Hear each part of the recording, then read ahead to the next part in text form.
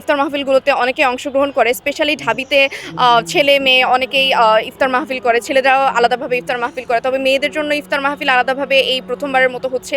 এটা আসলে মেয়েদের জন্য আনন্দদায়ক, যেখানে ঢাকা বিশ্ববিদ্যালয়ের মেয়েরা সকল হল থেকে এবং যারা অনাবাসিক আছে সবাই একসাথে এসে একসাথে বসে খাওয়ার সুযোগ পাবে, মেশার সুযোগ পাবে, পারস্পরিক ভাব আদান প্রদানের সুযোগ পাবে। এইটা আসলে প্রথমবারের মতো যেহেতু মেয়েদের ইফতার হচ্ছে, এই ব্যাপারটাকে আমি খুবই পজিটিভলি দেখছি এবং এটা খুবই চমৎকার একটি উদ্যোগ, প্রশংসনীয় একটি উদ্যোগ। আমরা চাই প্রতি বছর ভিন্নধর্মী এই আয়োজন চলমান থাকুক। মেয়েদের জন্য যে গণ ইফতার প্রতি বছর বিভিন্ন সংগঠনগুলো, টিএসসি ভিত্তিক বিভিন্ন সংগঠন আছে এবং বিভিন্ন রাজনৈতিক সংগঠন আছে এই ক্যাম্পাসে।